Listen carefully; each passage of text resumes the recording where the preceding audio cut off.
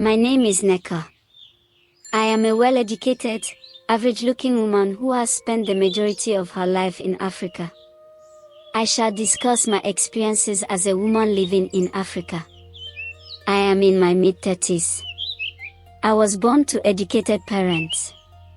Yes, I said educated parents since my dad is an engineer and my mom is a teacher. In Africa, your parents' education is vital to how you, as a girl, are treated. My parents believed they already had sons, so when they became pregnant with me, there was a discussion on whether to keep the baby or end the pregnancy. The clincher in any African family are the sons. Emeka, I've been thinking if it's a girl, we could name her something classic, like Neka. What do you think? Or a girl. Well, yeah. There's a 50-50 chance, you know. Ijeoma, have you thought about how complicated it would be if we had a girl? Complicated? How so? You know, girls, they are different. We already have 2 boys. We understand boys. We're like a boy family. Why mess with that? Emeka, it's not like we're ordering a pizza. You don't just choose. What's wrong with having a girl? Nothing's wrong with it, but do we really want the drama? The mood swings. The pink stuff. And what if she ends up like, you know, one of those rebellious teenagers? Emeka, you're talking about a baby, not a teenage soap opera character. What if she wants to wear makeup at 12? What if she dates someone like, I don't know, me? God forbid she ends up with someone like you. Exactly. I don't think we're ready for a girl. Maybe we should reconsider this whole pregnancy. Reconsider? Are you suggesting we get rid of the baby because you're scared it might be a girl? I am not scared. It's more like strategically avoiding potential future problems. I'm just thinking long term. Long term? Emeka, this is ridiculous. We have no idea if it's a girl, and even if it is, so what? Ijeoma, you're not thinking about the full picture. With boys, we're in control. Girls, that's a whole other game. It's like opening Pandora's box. So you plan to avoid having a daughter because you can't handle the idea of raising a girl? Is that your logic? Exactly. I'm thinking ahead. Emeka, we're not reconsidering anything. This baby, boy or girl, is happening. You just have to get used to the idea of having a daughter. A girl is another man's property. She will end up getting married and changing her name to her husband's name. You'll survive, Emeka. I promise. And who knows? Maybe she'll be the one to teach you a thing or two. I just don't get why anyone would want a girl. I think we should reconsider this whole pregnancy. Ijeoma, the pregnancy you are carrying is important and she's a special child. You have to keep the baby safe. If you try to end the pregnancy, you will lose your life. I believe that nature most likely intended for me to see this part of the world. In a bizarre dream, Mom was instructed to continue the pregnancy, which didn't sit well with my dad. True to his word, he refrained from taking part in the child's birth and upbringing, threatening to withhold all benefits from the child if it was born. It was just a dream, wasn't it? You up early today? Everything okay? It was just a dream, wasn't it? A dream. About what? I had a dream It wasn't like any dream I've had before. What? That's intense. Are you sure it was just a dream? About the baby. Someone, or something, told me not to end the pregnancy. They said if I do, I'll lose my life. Hey, it was just a dream, right? Dreams can be strange, especially when you're under stress. You've been thinking about this decision a lot lately. It felt so real, Amika. It wasn't like a normal dream. I saw this figure. He was standing in the dark, and I couldn't see his face, but their voice, it was clear. He said, "If you end this pregnancy, you will die. This child is special." Ijeoma, you know we've talked about this. It's your choice. You've been unsure about having another baby, and that's okay. But don't let a nightmare dictate something this important. But what if it wasn't just a dream? What if it was a warning? I know you're scared, but maybe the dream is just a reflection of your fears about this pregnancy. You've been worrying about what's right for us, for our future. It didn't feel like a nightmare, Amika. It felt like a message. Like I was being told something I needed to hear. What do you want to do, Ijeoma? It was just a dream and nothing bad will happen to you if you get rid of it. I've been worried, yes, but this felt different. I can't explain it. It felt like if I make the wrong choice, something terrible will happen to me. I don't know if I can go through with it, Amika. That dream. I can't shake the feeling that it was a warning. I'm terrified of what could happen if I don't listen. Then maybe it's your heart trying to tell you something you already know deep down. I just don't want to risk my life over this. What if that voice was telling the truth? I'll listen. I'll trust whatever this is. I was reminded repeatedly as early as age 6 that the boys own everything.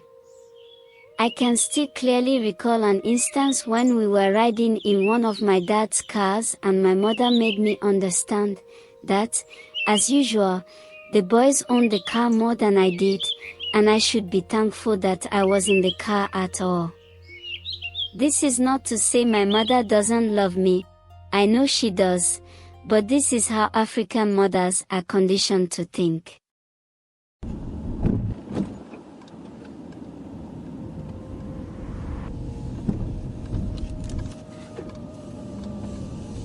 Neka, honey, when we stop, I think it would be better if you switch seats with Obina. What? Why should I move? I got here first. Because, dear, your brothers should sit in the front. Especially Obina. It's only right. Right. How? I'm just as comfortable here as they would be. I don't see why I should move just because they're boys.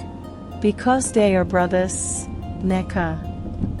Obina will inherit your father's estate one day, just like Somto will get his share.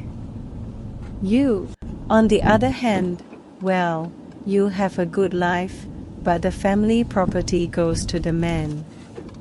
That's how it's always been. They deserve a little more comfort, starting with the front seat.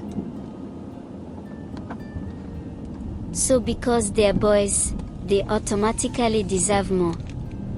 Just because they'll get the property doesn't mean they're entitled to everything else. That's not fair, Mom. It's not about fairness, Neka. It's tradition. You know how things are in our family. Men carry on the family name. They take care of their property, and they lead. Women. Well, women have other responsibilities. Other responsibilities. Like what? Sitting quietly, accepting less, and pretending that I'm fine with it. That's not how I see my life, Mom. Come on, Neka. It's not that big of a deal. I'll be more comfortable up there anyway. It's the way things were. But that doesn't mean it has to stay that way, Mom. I work hard too. I deserve just as much as Obina or Somto, and I deserve respect, whether I'm sitting in the front seat or not. She has a point, Obin. We didn't do anything special to earn the front seat or the inheritance. Somto, this is how things have always been done. Your father works hard for everything we have, and when he's gone, it's up to the men to take care of the family legacy. It's the way things are meant to be. Well, I'm questioning it. And I'm not moving. I'm done accepting less just because of some outdated rules. Whether it's the front seat or anything else, I deserve to be treated as equal to my brothers.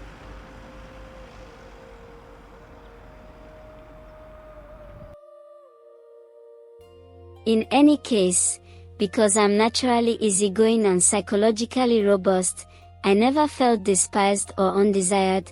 I just loved my life the way it was. I was naturally gifted and did well in school, but there came a time when it was necessary to decide who to choose to attend the university between the boys and I. Needless to say, I was obviously better equipped intellectually than the boys. My parents believed that since girls' education wasn't particularly important, it was more appropriate for the boys to attend university. Fortunately, I was awarded a scholarship to go to university to study engineering. By the way, the lads' poor behavior resulted in their expulsion from the university. My naive mind believed that gender discrimination only occurred in my family, but as I grew older, I realized it was even more prevalent in society. Working in a male-dominated field after graduation, I was frequently told that I didn't deserve a promotion because of my gender or reminded that perhaps I was pregnant, which is why I wasn't working hard enough. Neka, I appreciate your hard work, but the promotion's not happening this time around. We've decided to go with someone else. Again. I've been the lead on several key projects, all of which have been successful. What's the reason this time? Well, you know how it is. Some of the guys, especially the ones in upper management, have voiced concerns. They feel like you've been a little distracted lately. Maybe not pushing yourself as hard as you used to. Distracted. I've delivered every project on time. My performance has been consistent, and my metrics show I'm exceeding expectations. So what's the real issue here? Look, Neka, I don't want to make this uncomfortable, but there's been talk that maybe you're going through some personal things. You know, family stuff. And well, are you, pregnant? Excuse me. Is that what this is about? Because I'm a woman, you assume that if I'm not getting a promotion, it must be because I'm pregnant or not working hard enough. I didn't mean it like that.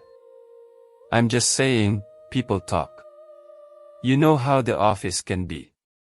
And it's only natural to wonder if personal life is affecting performance. My personal life has nothing to do with this. My performance is on paper, right in front of you. I've done everything asked of me, and more. I've led projects, managed teams, and brought in new clients. Look, Neka, don't take it personally. The guys, well, they've been here longer, and they fit in with the team culture better. It's not easy being in a male-dominated field, I get that, but But what? I've been told to work twice as hard to get half the recognition, and even when I do that, it's still not enough. Is it because I don't fit the team culture, or because I'm not willing to play the part of someone who stays quiet and never questions this outdated thinking? I think you're taking this the wrong way, Neka. No, I'm taking it exactly the right way. I've earned this promotion. You know it. The entire team knows it. But instead, you question whether I'm pregnant, whether I'm committed enough. Would you ever ask one of the men that? Neka, I'll take your concerns to the board, but I've worked too hard to be dismissed like this. I'm not asking for favors or special treatment. I'm asking for what I deserve based on my work, just like anyone else. Don't bother. I know how this works. I've heard the whispers, I've seen the way the decision-making happens behind closed doors. I'm done waiting for things to change. I deserve better than this, and I'm going to find it. If this company can't see my value, someone else will. No. I've done enough talking. It's time for action. Hello. I'd like to set up a meeting with your HR team. I'm looking for new opportunities, and I think I'd be a great fit for your company. I recall an incident when there was a need to downsize staff. The board members concluded that males needed the job more than females because men had families to care for and ladies are normally supposed to rely on men for their needs, so all ladies were laid off with the understanding that ladies had men in their lives to care for them. We're at a crossroads. Cuts are necessary. There's no other way to keep the company afloat. We have to prioritize. Men typically carry the financial burden. It's unfortunate, but if it comes down to it, men need the job more.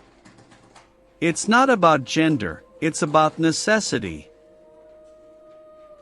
I understand, but we need to make these decisions responsibly. Every job affects a person, a family.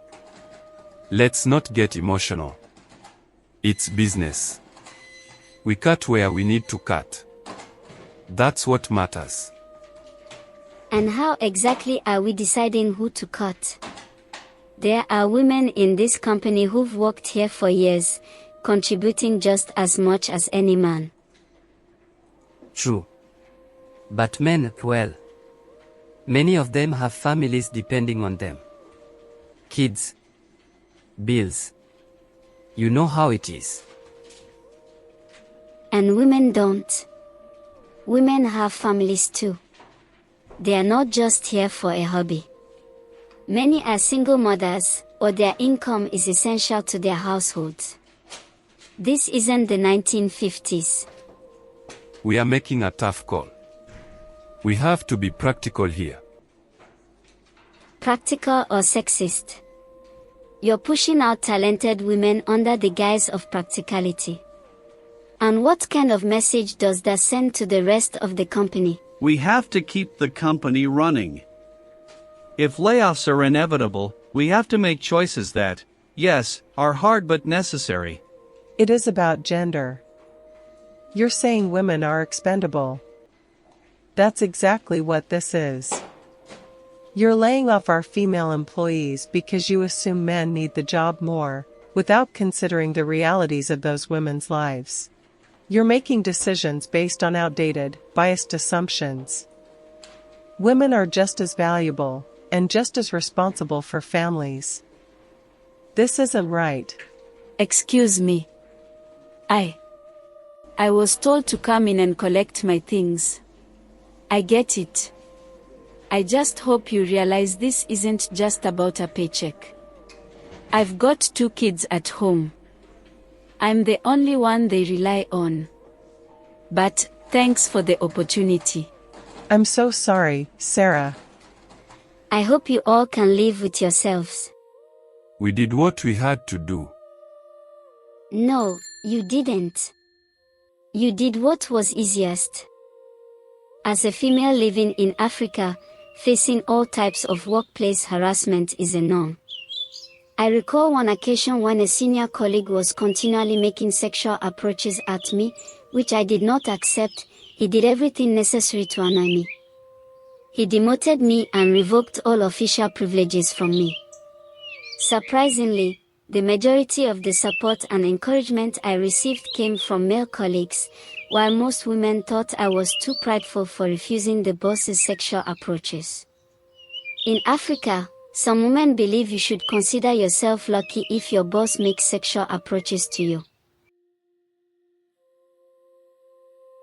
You're doing a great job, Neka.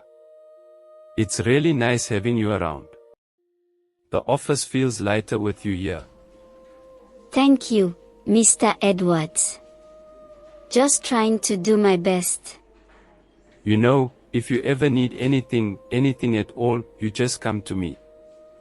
There's a lot I could help you with, especially if you're looking to move up quickly. I appreciate that, but I'm just focused on my work right now. Oh, of course. But abilities only take you so far. Connections, those are what make the difference. Yes, that sounds great. Excuse me, Mr. Edwards. I'd prefer to move up based on my abilities, sir.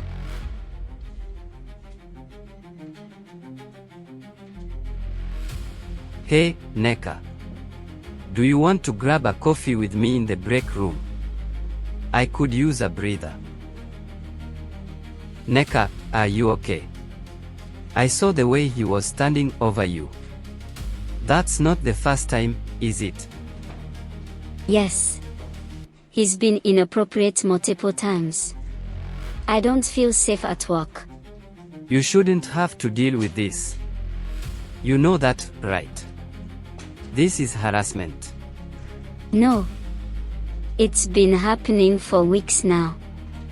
Little comments, touching my shoulder, standing too close.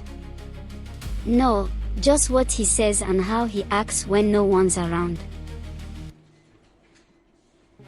You're not alone in this. If you want to go to HR, I'll come with you. But it's your decision. Just know, it's not your fault. You didn't do anything wrong. I know, but he's the boss. What if no one believes me? What if I lose my job? What if they don't? I've heard stories. They'll brush it under the rug, say it's misunderstood, or worse, blame me for it. He has all the power here. You shouldn't have to choose between your career and your dignity. There's HR. They have to take this seriously. I have to move. Not him. Neka, we take these matters very seriously. But I need you to be clear. Are you formally accusing Mr. Edwards of harassment? Thank you for coming forward. We'll conduct a full investigation. However, I do need to remind you that these situations can be complicated. Mr. Edwards is a respected leader here. We'll need evidence. Evidence. Isn't her words enough? She's not the first woman to deal with this here, I'm sure. We just need to be thorough, Lakan. The company has to protect both parties until we have all the facts. Ada, is there anything specific? Emails, messages, witnesses? Yes. He's been inappropriate multiple times. I don't feel safe at work. We'll do our best, Neka. But these things, they can take time. In the meantime, if you're uncomfortable, we can arrange for you to move departments. I shouldn't have to uproot myself because of him. No, she shouldn't. And if you don't handle this the right way, more people will hear about it. We are not staying quiet anymore. I will do what I can. Needless to say, this is how harassment cases are handled and swept under the carpet in most organizations. Females are not even safe in society. They are constantly threatened by men, particularly if they are single and successful. One particular evening, I was relaxing on my couch when suddenly, there's a loud knock on the door. Startled, I peered through the peephole. It was my neighbor, Mr. Lucky.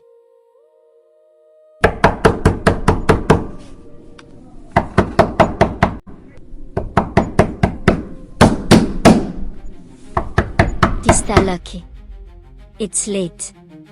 Is everything okay? You. Living here all alone in your fancy apartment, acting like you don't need anyone.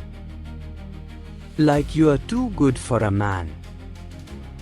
Just prancing around in your perfect little life. What are you talking about? Mr. Lucky, you're not making any sense.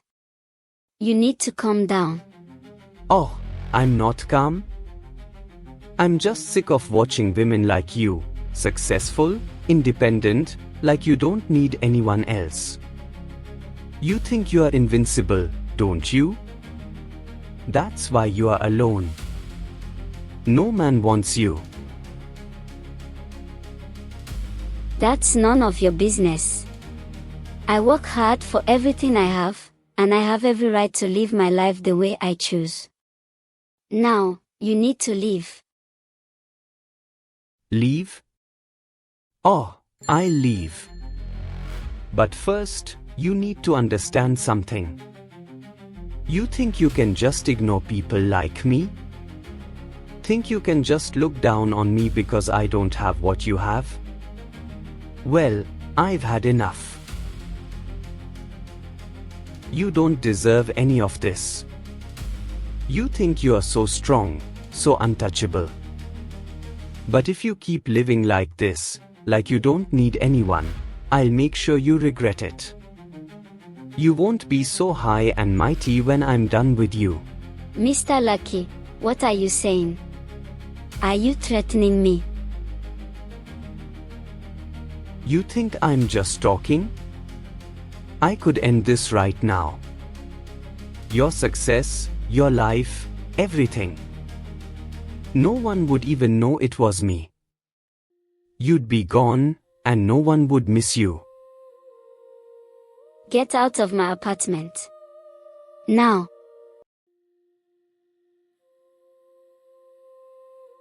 I had to call the police, as Mr. Lucky leans back, smirking. His face remains cold, unbothered by my fear. A few moments later, Officer James arrives at the apartment building. As I stood at the door, pale and shaken, while Mr. Lucky pretended to be calm. What's going on here? He was yelling at me, saying I didn't deserve anything I've worked for. He said I'd regret it, that he could make me disappear. Mr. Lucky threatened me. He said he'd delete me because he's angry that I'm successful and single. He was furious. I don't feel safe. I didn't threaten her. I was just saying what's on my mind. She acts like she's better than everyone in the building. It's frustrating. Threatening someone is not just a disagreement. Mr. Lucky, I'm going to have to ask you to step back. She's the one who should leave. There's a difference between being frustrated and making someone feel unsafe. We are going to handle this the right way. If you made any threats against her, you could face serious consequences. Alright, we are going to sort this out. Mr. Lucky, you need to leave now and stay away from her. I'll be filing a report on this, and if there's any further harassment, there will be legal action. Thank you. Enough. Go back to your apartment, Mr. Lucky, now. To every woman who has faced gender inequality, you are powerful beyond measure. You are not defined by the limitations others place on you, and no patriarchal structure can diminish the brilliance, strength, and resilience that you carry within you. For too long, society has tried to silence, dismiss, and undervalue women, but let me remind you, you are unstoppable. The hurdles you face are not a reflection of your worth but a reflection of a flawed system that fears your potential. Every time you rise against the injustice, every time you refuse to back down, you are shaking the foundations of that system. Your courage to stand up, speak out, and push through is a revolution in itself. Do not let anyone make you feel that you are less than because you are not. You are equal, deserving, and capable of greatness. When they try to box you in, break the walls. When they try to silence your voice, speak louder. When they underestimate you, prove them wrong with every step you take forward. You are not alone in this fight. Countless women before you have paved the way with their grit and determination, and countless women today stand with you in solidarity. Together, we are unbreakable. The world is changing because of women like you, those who refuse to be held back and who fight not just for themselves but for future generations. Your power is undeniable. Keep fighting, keep rising, and know that every time you stand tall against inequality, you are not only claiming your space, you are changing the world.